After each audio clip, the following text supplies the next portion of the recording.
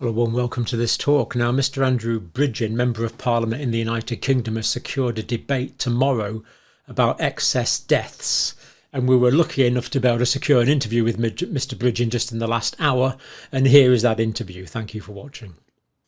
Well, a warm welcome to this talk. Today it's Thursday, the 19th of October, and I'm delighted to welcome Mr. Andrew Bridgen, Member of Parliament. Andrew, thank you for coming back. It's a pleasure, John. Now, we mentioned it's the 19th of October today. Something's happening on the 20th of October tomorrow, very important. Please fill us in, Andrew. Well, tomorrow is a sitting day. We don't normally sit on a Friday, but it's private members' bills. And I'm actually pleased to say that Christopher Chope, Conservative MP for Christchurch, he's secured a large number of private members' bills, so it's basically his day. And several of them are around the issue of vaccine harms and compensation. And I'm hoping to be able to take part in those debates as well and give Chris a lot of support. But I have managed to secure, after 9 months of petitioning and more than 20 refusals, the adjournment debate. So at around 2:30 tomorrow afternoon, I'll be on my feet. And for the first time in the UK Parliament, and I think the first time in the world, we're going to have a debate. It's only going to be for 30 minutes. On excess deaths. And I can share with you, John, that there will be more colleagues from the House in that chamber, and a lot of that is down to your efforts and your viewers and your subscribers who've petitioned MPs across the country. I would think that's the issue's been number one, quite rightly, in their inbox this week. Are you attending the excess deaths debate on Friday? And a number of them will be. Yeah, you mentioned a vaccine there. Well, which vaccine were you talking about? We're talking about the experimental mRNA COVID-19 vaccines and also AstraZeneca, which I don't know if you've heard about it, but there is a bit of concern about the safety and efficacy of them. Oh, right. Okay. So it's good to know that's being discussed. I'm delighted that you and Sir Christopher Chope have got that. But surely this can't be a one-off debate. This must be a series of debates because it's such an important topic. Well, I will be asking all those members who attend and those who have shown any interest but couldn't attend tomorrow's debate that we petition the House for a much longer debate. And we could easily get a 3-hour backbench debate pretty quickly, I'd have thought, within a couple of weeks, if there's the will to do so. And I'm hoping, after I've laid out the facts, it will be a fairly long speech. I think I'll be speaking for over 20 minutes of the 30 minutes, leaving the Minister 10 minutes to respond. But since that will be a pre-scripted response that probably won't answer any of my questions that I pose in the chamber, I think that will be enough. But the answer is to get the support of colleagues, and that will come again through the lobbying and support of their constituents who see this as an important matter. And I'm also fairly confident, although the attendance in the chamber might be not what I'd like, I think the public gallery is going to be full, John, and that's a testament to what this means to the people. And I do realise, although I'm a very experienced politician, that this is the most important speech I've probably ever given in my life, and I do feel the weight of responsibility. Indeed. Now, of course, we expected excess deaths in 2020 during the pandemic, but then they persisted in 2021, 2022. And the last time I looked at the OEC data, it was 36,000 excess deaths in the UK for the first 30 weeks of the year. This has been going on for 2021, 2022, first 2.5 years now. Why is this the first parliamentary debate on the matter? Surely this should be the top of the government's agenda. Well, obviously, clearly, perhaps you and I have concerns that the excess deaths that we've seen since the pandemic, when we should have had, historically, you'd have expected a period of less than excess deaths, since, sadly, those who've passed can't die again. I think there's so much political capital by all the major political parties around the world that they do not want to even consider. They might not have given good advice to people during the pandemic, whether that's about the lockdowns or the safety and efficacy of the vaccines. And especially since we've almost certainly got a general election in the next 12 months, the amount of political capital invested in this by all the major parties, they just don't want to talk about it. And not only that, my colleagues, a lot of them across the chamber, every time I raise something which they don't want to talk about, clearly the public are interested, their own constituents then contact them and email them and talk to them about it, and they tend to think that they'd be rather better off if I wasn't in Parliament asking these questions, because then they wouldn't get such be forced to debate such issues with their own constituents. What I think you're doing, Andrew, is I think you are representing those who can't speak for themselves. This is what our politicians should be doing, that they should be representing the weak. And of course, people that have already died, sadly, can't speak for themselves. And you're giving a voice to those that have died during this tragic past few years. And I mean, I want to say thank you. And I know that, I don't want to exaggerate, tens of thousands of families around the country. Well, since I appreciate it. Since I first spoke out, which is sort of last December, I mean, John, I've had hundreds of thousands of emails from the vaccine harmed and the vaccine bereaved, not only from the UK but from all around the world. And I would like to say that my parliamentary staff have worked really hard, and they've responded to every single one. Yeah. Now, you mentioned there might be a few MPs there. We've been disappointed in the past. We've noted that House has been quite busy for some issues like, discussing members' pay, for example, and essentially empty when you were discussing things of massive concern. I mean, realistically, how many people can we expect to turn up? Given that, I'm pretty convinced from the publicity that we've been able to get from this channel, I'd be surprised if there wasn't one elected member in the country who has not been emailed. Asking people to attend, MPs to attend this debate on Friday has been the number one issue in most of their inboxes all week. I would say there's been tens of thousands of emails have come. A large number of people have actually emailed me with the response from their own MP, which has been fairly enlightening. What I would say is that although there are some who maintain the best thing since sliced bread has been the rollout of the experimental vaccines, other colleagues are certainly moving their position, and they are actually now, even in writing, willing to question whether there may be something wrong with the vaccines. That is clear movement, and I don't get so many people saying they're safe and effective anymore to me. And we can't speculate, of course, on market fluctuations, but it looks like the financial markets are... Well, it wouldn't be hard to be ahead of our Parliament on the vaccines, to quite honestly, John. But I mean, the same happened when I exposed the modern slavery in 2019 in Leicester. There was a full investigation. But I mean, the company who was at the centre of it, I think their share price was £4.50 when I made my allegations. I think it's around 60p today. And that's another topic we've covered on the channel, which is, of course, of just immeasurable concern to anyone who claims to have any care for humanity at all.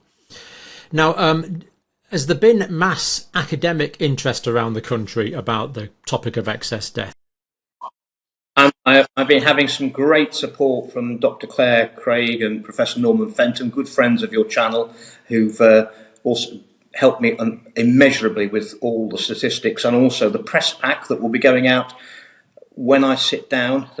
Every mainstream media, press, TV channel, newspaper will get a full evidence press pack of all the data that supports the assertions I've made. I know that if I get anything wrong, they'll only want to concentrate on that one item, so I have to make sure I get everything right in this speech, or I'll get shot to pieces. And the support of those eminent scientists and doctors is immeasurable.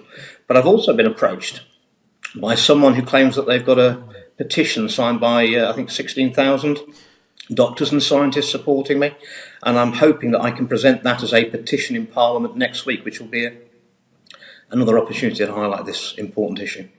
So presumably these famous professors and doctors that you mentioned are being paid by the government as official government advisors? No, these are all independent. Of course, the moment you put your head above the parapet, as we know, you're shot at and cancelled. So, I mean, I think that is one of the major indicators that all those who are speaking out are doing it for no financial reward. In fact, there's a huge deficit for them. Professor Norman Fenton has lost his position at St Mary's University. He was forced into retirement. These are the people we want running our education and medical institutions, not necessarily the ones we've got now, I'm afraid. You know what moves me about this, Andrew, is the best people are doing this for nothing. For less than nothing. It's costing big time.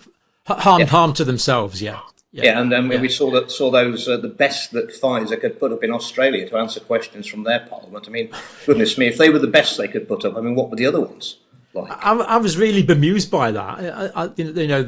I was expecting, shall we say, a more considered response. Say if they were the best they'd got, I shudder to think what the ones they rejected for performing those tasks for them. They didn't seem to have a lot of empathy in them, did they? I don't remember detecting a lot of empathy, no. But of course, it's hard to tell on a video. I mean, I'm sure face to face they'd be very empathetic individuals. Now, you've got this support from these esteemed academics and doctors. Presumably, you have the full resources of the British Civil Service at your disposal as well. Well, I have I have my own parliamentary staff, but I do have the services of the impartial Library of the House of Commons. They're very good. I mean, they are impartial, and they will research and get you any paper from anywhere as fast as they possibly can. And they'll also do research for you. And if you want official figures, they will verify them for you. So that's also a very good resource for all MPs. Tomorrow's a really big day. The biggest day, I think, since I've been in Parliament. But I've also got a big day next Tuesday because I've secured a 10-minute rule motion where I will try to ask the House's permission to bring in a bill which would prevent the government from giving away our powers and sovereignty to the WHO. We'll see how the House responds to that, but I won't be holding back on Tuesday about the risks to our democracy and the relationship between the citizen and the state. Of course, they were talking about the new international health regulations. Again, I've been working with Philip Cruiser for quite a long time. He's a great resource for keeping up to date. And there's actually a new version of the treaty that has just been sent to me this morning. And it's apparently it's now called the Post-Pandemic Agreement. Well, John, I haven't agreed to it, neither of my constituents, quite honestly. I don't remember voting in a referendum unless I missed it. I don't remember it being in anybody's manifesto that we have to support give this either. And I don't remember my member of parliament being given the opportunity to vote on it on my behalf. Well, I'm not sure that the government will actually want to allow Parliament to even have a vote on the amendments to the international health regulations. And given that they're so sweeping, they're not amendments. I mean, this is a fundamental change in the nature of the treaty. They certainly should be, and I don't get that. There's a threat to sovereignty. I don't get it. And also, it's happening all over the world. I'm also been introduced. I'm hopefully next week going to be in a Zoom with some African political leaders because we need to stop this. This is affecting not just our democracy in Europe and North America, but the whole of the world potentially. And if I can persuade some of those African leaders to resist, that's going to help all of us. Absolutely. The idea that this is just being done completely below the radar, some might say surreptitiously or deviously, I don't know what language might be. Well, we've got over 100,000 signatures for the petition to have a debate. And it doesn't matter how many times I ask the leader of the House or the petitions committee, there is no date for that debate. And we should be having it. It's no good having it in June when we become subject to the regulations in May, is it? I mean, this was Tess Lawrie started this, and myself, yourself and others promoted this, and we're way over the 100,000. This is a fundamental principle of British democracy. Over 100,000 signatures, parliamentary debate, not in sight. What is going on here? Well, it's clearly there are a number of issues that our Parliament doesn't want to talk about, and mysteriously no other Parliament wants to talk about. I mean, you're well aware that they did have a petition in the upper house of the Australian Parliament, their Senate. A number of senators rightly asked for a debate on excess deaths, and instead they had a debate on whether they should have a debate on excess deaths And the consensus of the senators was that they shouldn't have a debate on excess deaths. And I would have thought in the time they had a debate over whether they should have a debate, they could have actually had the debate. But I mean, that's the state of democracy, and that's in Australia. So something's going on. It would appear that our democracies have been usurped. Yeah. And they're certainly not working in the public's interest. So I think we need to remind them who they serve, and it's the public. A debate about a debate. It's just like something out of, people in the States won't know, but there was a show in the UK called Yes Minister, and they would say, "Shall we have a leak inquiry?" They say, "Oh no, I want to find out what happened." These things are just a way of kicking it into the long grass. It's just incredible. Andrew, I know you're a busy man, one of the busiest in the country. Thank you for what you're doing. Why are you in? Aren't you in Parliament at the moment? Yes, I am. This is my new office. Well, show us the view out the window then. I can't. They moved me from an office I'd been in for 11 and a half years into this office, which is the furthest office from the chamber. It's in Richmond House, which used to be the Department of Health, and they boarded the window up in my office. So I feel absolutely gutted for my staff because they don't get any natural daylight. It's unhealthy. And also, although I've been an MP for 13 and a half years, I'm surrounded by MPs who've been here for 4 years, and their offices might be 3 times bigger than mine. It's when you're on the naughty step, you're on the naughty step. But I do feel sorry for my staff having to work in these conditions. So you moved from a really nice office in the parliamentary building to some... Well, what's a room called without a window? That's called cell. I would call it a cell, Andrew. Never mind. It really is incredible. And there's other bizarre coincidences that interfere with your functionality that we could mention, but coincidences happen. We all know this, don't we? All the time, don't they? Yeah. Andrew, for tomorrow, country's... I think the country's with you. I really feel... I hope so. There's mass groundswell of interest in this. I hope so, and I hope at the end of the debate, and for those colleagues who don't attend, I will be sending them a copy of the Hansard report. Yeah. I hope that there'll be a lot of colleagues on board with me and the people after the debate. That's the whole point. Yeah. Thank you, John. Thank you for your support. As far as I can speak for those who can't speak for themselves, Andrew, thank you. Thank you too. Keep up the faith. Always.